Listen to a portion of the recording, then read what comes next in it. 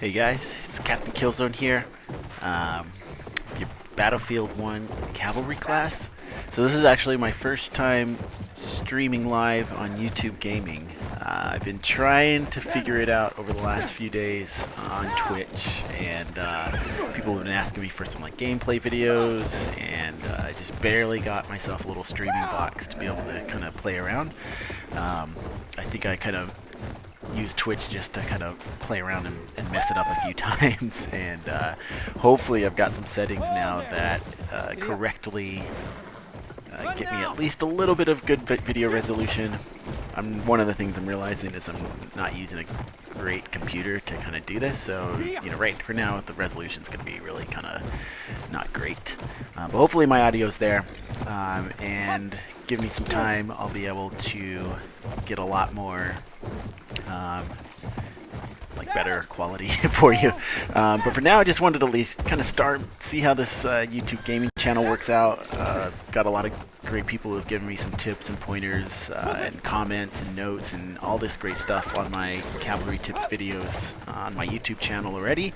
So I figure I'd try it out on YouTube gaming. What I wanted to do first, as a little trial to see how this works, is maybe just kind of show people how I maneuver the horse itself. I think a lot of people kind of struggle with just the basic movements of the horse and not getting it stuck. So what I'll do is I think I'll eventually make an actual tutorial video for it, but right now I just wanted to kind of run through some of my talking points when it comes to not getting the horse stuck. And the first thing I'll kind of say is really the hardest thing, I think, is getting used to the timing of the jumps, or like knowing what the horse will and won't jump over, basically. So what I've done here is I've just joined an empty server to jump in and show there are things that the horse will jump over and things that won't jump over, and that varies also by speed. So I just want to kind of show you a little bit about how I think about different obstacles and how I jump over them. I happen to be on Suez now. Honestly, Foul Fortress is probably a little bit better. I just happened to join a game that was empty, and I'm waiting for people to populate it. So while I'm here, I'd kind of show you how I think about some of these walls here. One of the strongest things to know, or one of the first things to know, is that the horse has a cooldown between jumps. That also varies based on how fast you're going, and it's basically 2.5 seconds. I think is what I've seen a lot of people talk about. But I do know you can jump more than once within a 2.5 second period if you have a little bit of speed or if the obstacle isn't that high. So what I've been trying to say, or the way I think about it, is it's not precise. You just have to get a sense of how high the horse can jump at which speeds the horse is moving. Another factor that impacts how high the horse can jump is whether you're going at an angle or not. So see right there, I went at kind of like a 45-degree angle, and I was able to jump that wall. I think if I try to jump that wall head on, I think I might miss it because I'm going downhill. Yeah. So that's a wall that you can jump over at a 45 angle. I think the point I'm trying to make is jumping at an angle increases the height at which you can jump. I missed that wall. Let's see if I can do it from here. Yeah, so going at a 45-degree angle there helped increase the height at which I can jump. Whereas going at it directly, I would have failed that jump. Now I'm going full speed, so of course the jump is easier. Oh, the horse didn't even want to jump that highest part at full speed, so where my reticule's pointing now, he kind of jumped that part of it, but he didn't jump this part over here. That's interesting. That's a wall I haven't really tried to play around with a lot. This is a wall I know visually that he'll be able to jump over, and then I'll be able to jump over this obstacle. Nope, I won't! So maybe that's what I mean. I was kind of telling you that you have to get a sense of when your horse will jump twice in a row and when it will not jump. I thought I was running fast enough to do both of these, but maybe it's because I slowed down here. In that case, I think I slowed down enough to also trigger a long enough cooldown time to jump over that second obstacle. So let's try here. Let me try to get a more clean jump on this wall, and then a jump over here.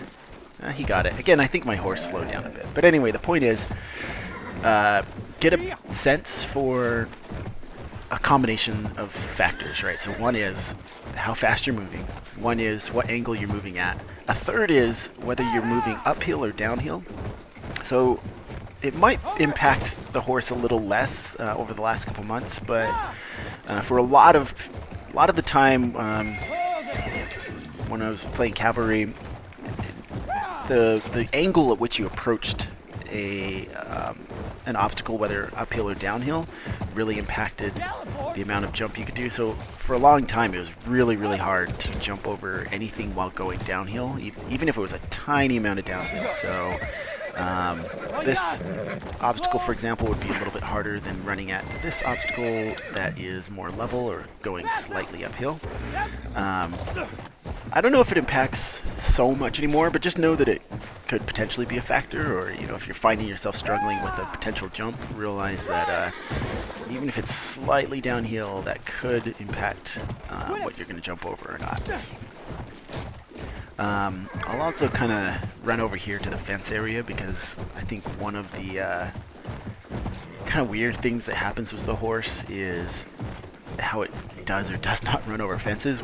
I mean, basically, if you're running directly alongside at a parallel angle to the fence, like right now, he'll kind of jump over it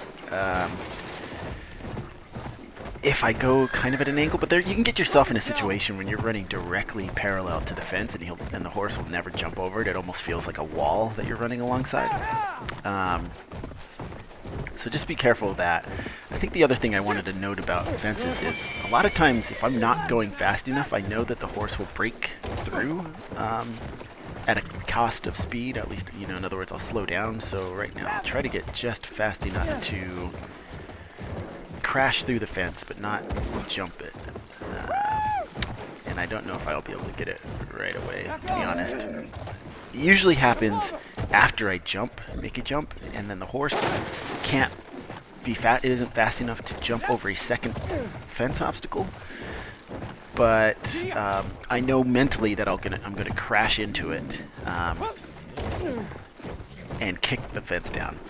I think what I'm trying to say there is that you have to anticipate, whenever you jump, you have to anticipate what the horse is going to do next. Or like if you have multiple obstacles, basically, just always anticipate.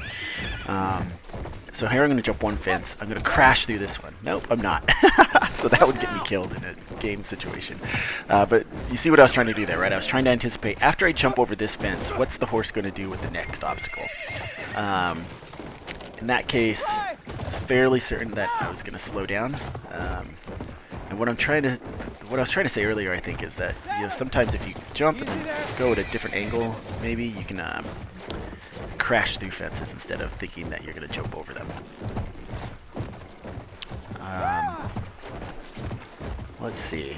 Pretty soon I'm going to want to check my YouTube gaming channel just to make sure that the feed actually did go live, because actually I've been speaking into my mic for the last 5 minutes, not even knowing whether I actually started streaming or not. So let me go ahead and check that, and if that works out, I'll do a video, like a live gameplay video. I'll actually get into a match and show you how I get into live combat situations. So thanks for bearing with me for now. Stay tuned for more, and see you guys out on the horses.